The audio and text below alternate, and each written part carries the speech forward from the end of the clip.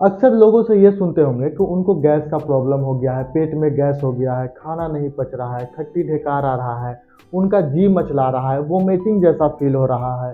अक्सर अपने घरों में ऐसा सुने होंगे, आपको भी हुआ होगा, हो सकता है कि जो आपके पापा मम्मी या फिर दादा दादी हैं उनको भी इस तरह का प्रॉब्लम हुआ होगा, क्योंकि हमारे घर में तो ऐसा हमेशा होते रहता है। महीना में 1 से 2 बार किन्हीं न किन्हीं को गैस का प्रॉब्लम हो जाता है, जिसके वजह से क्या होता है कि वो लोग बहुत ज़्यादा ही परेशान हो जाते हैं। तो आखिर ये गैस पेट के अंदर होता कैसे है, कैसे इससे बचा जा सकता है, आइए इस जानते हैं इस वीडियो में। तो सबसे पहले तो होता है कि आखिर गैस पेट के अंदर होता कैसा है, तो इसका मल्टीपल कारण हो सकता है, कोई एक कारण नहीं है। तो सबसे पहले होता है कि खाने के समय बहुत सारे लोग ऐसे होते हैं तो बहुत जल्दी जल्दी खाते हैं, और खाना मिला हुआ कि खाना स्टार्ट कर दिए, तो जल्दी जल्दी खाने की वजह से भी उनके अंदर गैस की समस्या हो सकती है।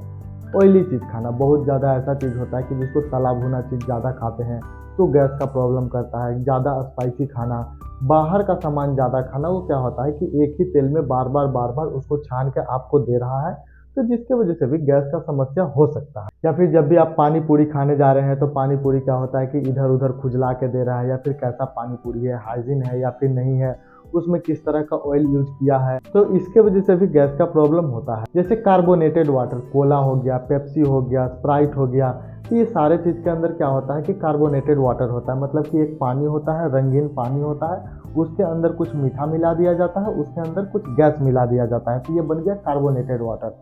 ये जो वाटर होता है क्या करता है कि आपको गैस बना सकता है, क्योंकि ये गैस ठीक नहीं करता है। जब भी आप पीजिएगा तो आपको ऐसा लगेगा कि आपके अंदर से कुछ गैस रिलीज हो रहा है, लेकिन ऐसा होता नहीं है। ये एक गैस बनाने का कारण होता है। और ज़्यादा आप कोल्ड ड्रिंक वगैरह पीते हैं तो उससे आपके हड्डी भी कमज़ोर हो सकती है, तो इसका ध्यान जरूर रखें। कॉन्स्टिपेशन हो गया, जिसको कब्ज बोलते हैं, यानी कि जो खाना आप खा रहे हैं आपके शरीर में वो सही से डाइजेस्ट नहीं हो रहा है, अच्छे से वो पच नहीं रहा है, वो शरीर से बाहर प्रॉपर नहीं निकल रहा है, तो इसके वजह से भी आपको कब्ज हो सकता है, गैस की समस्या हो सकती है। क्योंकि जब भी कब्ज होता है तो जो अंदर में जो खाना खाए हुए हैं तो पचता नहीं है, अंदर में इकट्ठा रहता है, जिसकी वजह से आपको लगेगा कि पेट फूला फूला लग रहा है, शरीर भारी लग रहा है।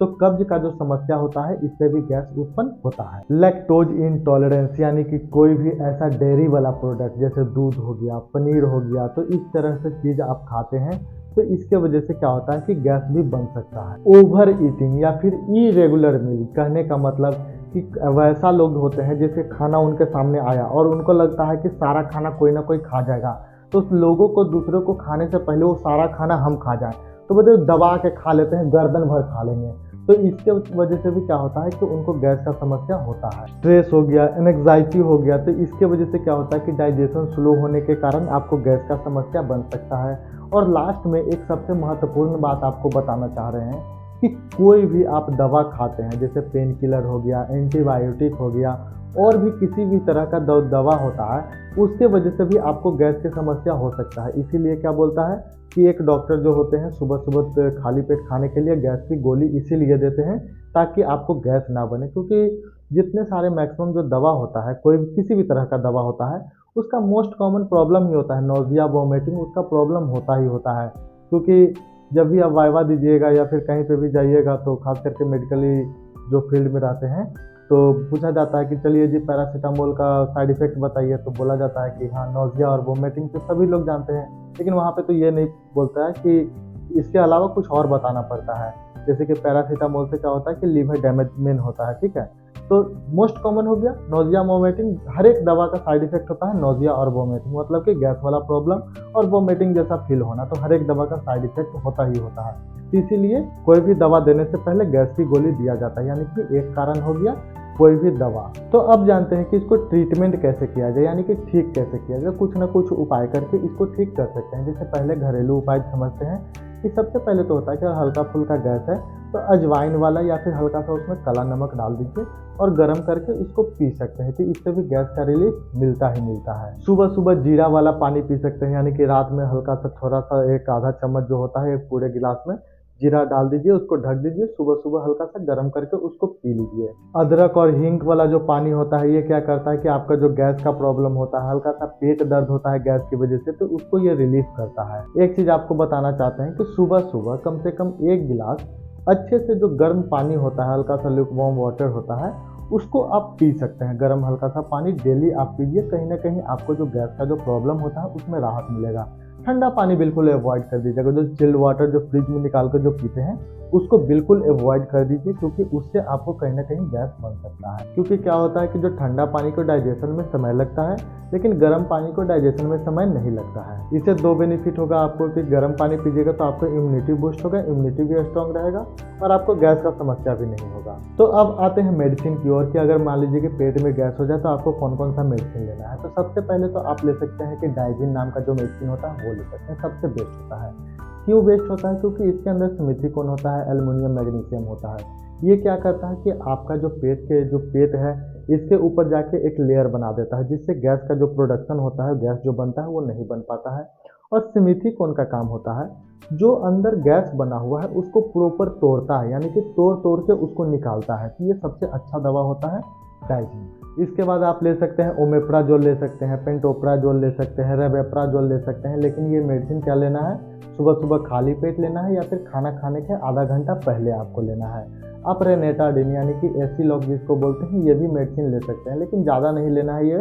ये नॉर्मल लेना है। अगर मान लीजिए कि बहुत ज़्यादा आपको ऐसा फील हो रहा है गैस वाला प्रॉब्लम, तब आप एक गोली आप ले सकते हैं, क्योंकि ये तुरंत रिलीफ आपको दे देता है। और साथ ही साथ आपको डाइजेशन इम्प्रूव करने के लिए, जो डाइजेशन में अगर प्रॉब्लम हो गया है उसको ठीक करने के लिए प्रोबायोटिक लेना पड़ सकता है।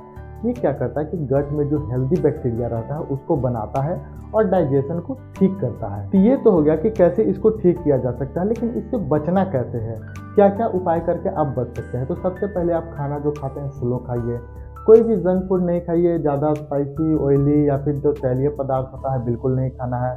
चबा चबा के खाना खाना है। शुगरी मिल्क ज़्यादा नहीं लीजिए, कोई भी ज़्यादा मीठा चीज़ होता है वो भी गैस बनाता है वो नहीं लीजिए। कोल्ड ड्रिंक को अवॉइड कीजिए। खाने के तुरंत बाद आपको लेटना नहीं है, थोड़ा सा इधर उधर टहलना है। रेगुलर आपको एक्सरसाइज करना है, यानी कि व्यायाम करना है। अगर आप स्मोक कर रहे हैं, अल्कोहल ले रहे हैं तो इसको बिल्कुल फ्री कर दीजिए, इसको नहीं लीजिए, क्योंकि ये बहुत चीज़ खतरनाक होता है। और साथ ही साथ थोड़ा सा डेली आप एक्सरसाइज करते हैं, कम से कम 10 से 15 मिनट रस्सी भी कूद लेते हैं तो काफ़ी ये क्या करता है कि डाइजेशन या फिर जो हेल्दी जो इन्वायरमेंट होता है शरीर का उसको बनाने में काफ़ी मदद करता है, यानी कि एक्सरसाइज आप कर सकते हैं। और इसके साथ ही मान लीजिए कि आप बहुत ज़्यादा गैस से परेशान हैं, आपको जो स्टूल करने में भी प्रॉब्लम हो रहा है, यानी कि जो बाहर जो बाथरूम जा रहे हैं जो स्टूल निकल रहा है बहुत ज़्यादा टाइट हो रहा है, ब्लैक कलर का हो रहा है, तो आप अपने तुरंत डॉक्टर से मिले, क्योंकि बिना जांच किए हुए इसको पता नहीं लगाया जा सकता है, क्योंकि अंदर में बहुत तरह के प्रॉब्लम हो सकता है। तो इस तरह का कभी भी प्रॉब्लम हो तो तुरंत अपने डॉक्टर से मिले, क्योंकि क्या होता है कि कभी कभी गैस्ट्रिक अल्सर हो गया, डोडनल अल्सर हो गया, यानी कि अंदर में घाव होने की वजह से भी ऐसा होता है। तो इस चीज़ को नज़रअंदाज बिल्कुल नहीं करना है, तुरंत डॉक्टर से मिलना है और अच्छी तरह से इलाज करवाना है। अगर आपको ये वीडियो पसंद आया होगा तो प्लीज़ चैनल को भी ज़रूर सब्सक्राइब कीजिएगा और मिलते हैं अगले वीडियो में। तब तक के लिए धन्यवाद।